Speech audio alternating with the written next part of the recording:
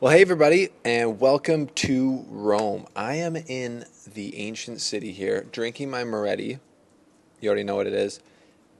In the heart of Italy, near the Foro Italico, to give you the slice on the WTA draw and the ATP draw, but it'll mean a lot more once Madrid is done.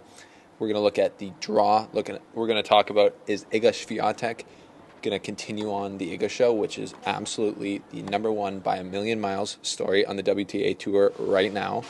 I'm not sure, but I saw her today in practice. She looks good. She looks rested. She looks ready to go. So the rest of the field is going to try and figure out how they're going to take out Iga Swiatek at this year's Rome. And we got the draw for you here. So here is the slice. Welcome to the slice.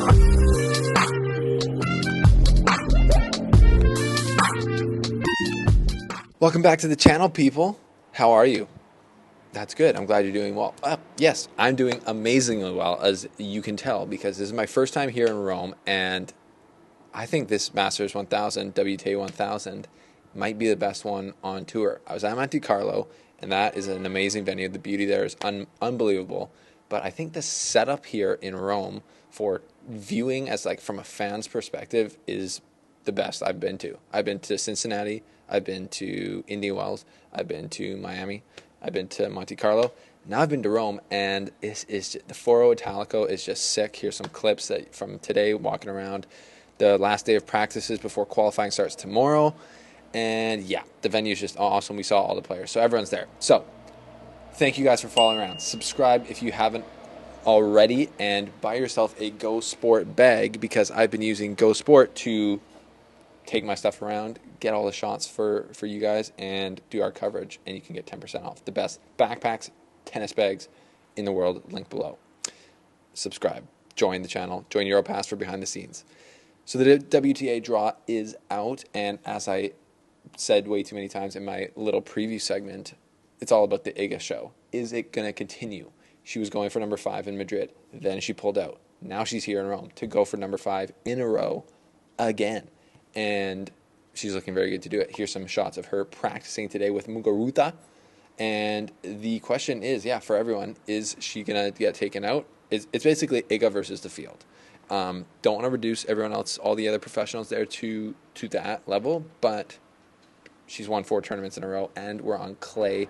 So the vibe I got from seeing her today, there was a lot of Italians there you can hear in these videos. Just in the main Centrale, watching her practice, and they were getting rowdy. There was energy in the stadium for her just practicing, and every time she hit a good shot, there was people getting hyped up. So the Iga hype is real, and it is warranted. So let's just take a look at the potential quarterfinals, because it kind of shows us where the seeds are at in the draw. In the top quarter, we got in the Swiatek quarter, we got Swiatek as the number 1 seed, and then we got Kontaveit as the number 5 seed. And Swiatek's road to the final could be through, in the second round, Rogers or Allison Risk, Osario or Azarenka in round 3. I put Osario in there. She's a great player from Colombia, great clay court player. So that would be interesting to see if she can get through. Then Kontaveit in the quarterfinals, Sabalenka in the semifinals, and then Badosa or someone else in the finals. So she's got to go through the field. But as it turns out in the WTA, it never actually looks like that. So it's going to be random, but she'll have to do it. But she's done it 4 times in a row. That's why it's called the Iga show, and we're all trying to see if she's going to get beat here in Rome. The second quarter is Sabalenka, number 3 seed, and Collins is the second potential quarterfinal.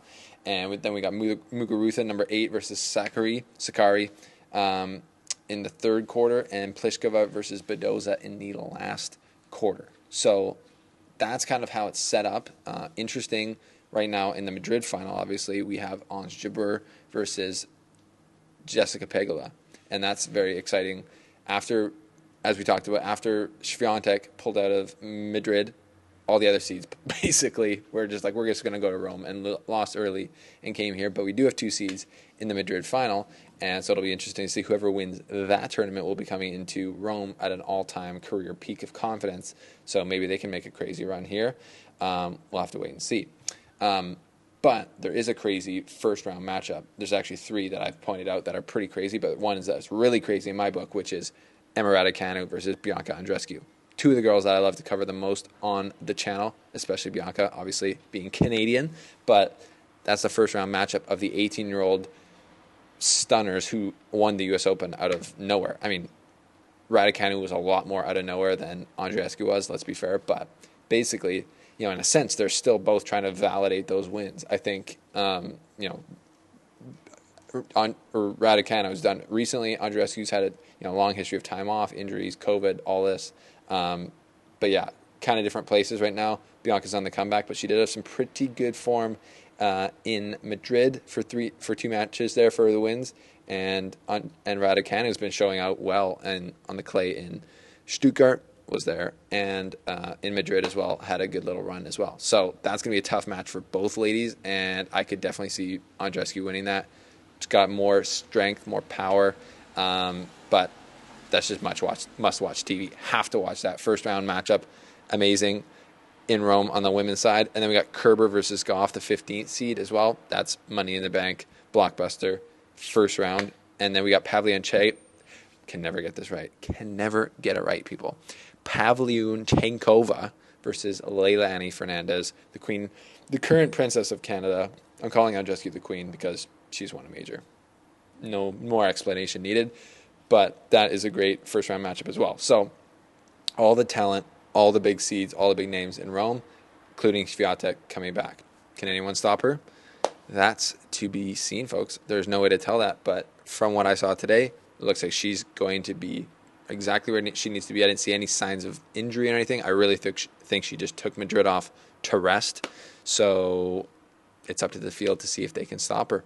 Will the Iga show go on? Number 5 in the bank? It's too early to tell, I think, but there's a good chance of it happening. It's Iga versus the house. What do you think is going to happen? Let me know your predictions below. I almost didn't do the ATP draw. The ATP draw, as I said, probably doesn't mean as much until Madrid is over because of Djokovic still being in the draw there. So if he loses or if he wins the title, it could really change things. So I'll just give you guys the breakdown of the quarterfinal potential matchups. We have Djokovic, Felix Auger-Aliassime, top quarter. Could be an awesome matchup. Nadal, Ruud, second quarter. Rublev, Tsitsipas. They're playing literally right now in the quarterfinals in Madrid, so it's the exact same here in Rome. Looks like Tsitsipas is about to close that out. And then we got Alcaraz versus Zverev in the bottom quarter.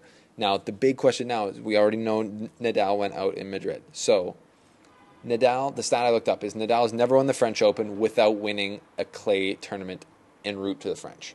The only time he didn't win a clay tournament en route to the French after starting winning the French Opens was 2015, I believe, when he had the injuries and it was just a terrible year for him and he had to pull up. So that was the only time that's happened. Does that put any more pressure on him to win Rome, or is he just at a stage in his career where he could just roll out of bed, get off the crutches, walk into Roland Garros and still be the big dog favorite to win it all? I'm leaning more to that. I don't think he'll feel pressure. I don't think a guy who's won 21 Grand Slams feels like a normal human's amount of pressure. But it'll be interesting to see. You never know. He does get tight sometimes and, in off moments, and it's just always interesting and nuanced to watch his comeback after comeback after comeback off of injury. So it'll be interesting to see Nadal in Rome and how much pressure he feels to win it. And then based on what Djokovic does here, if he loses in the semifinals, that's a pretty good run in Madrid. So I think he's just going to look to build on that in Rome. Not as much pressure for him, but we'll see. We'll see, folks. And on the bottom half, Alcaraz could play Tsitsipas in the semifinals, which would be number 4, the 4th installation of that matchup. And that would be absolute box office because Tsitsipas can't go 4 in a row down to the 19-year-old off the bat. You cannot do that. Federer didn't even do that to Nadal off the bat. Okay, it was 1-1 for a while there, and then Nadal went on the beatdown train for a while. So Tsitsipas is going to be feeling extra pressure there, and he's going to get down and dirty and will do everything he can to not lose that match if it were to happen. But a lot of tennis still has to be played in Madrid, so that's why I mean the ATP draw doesn't mean as much, does it? So let's wait for that to happen. Swiatek, Nadal, can they both defend their titles from last year? I think Swiatek has an extremely good chance to, and I think Nadal obviously can, but will he be able to get back into top form to make it happen? We'll see. That's the slice. Let me know your thoughts down below, and thanks for following along.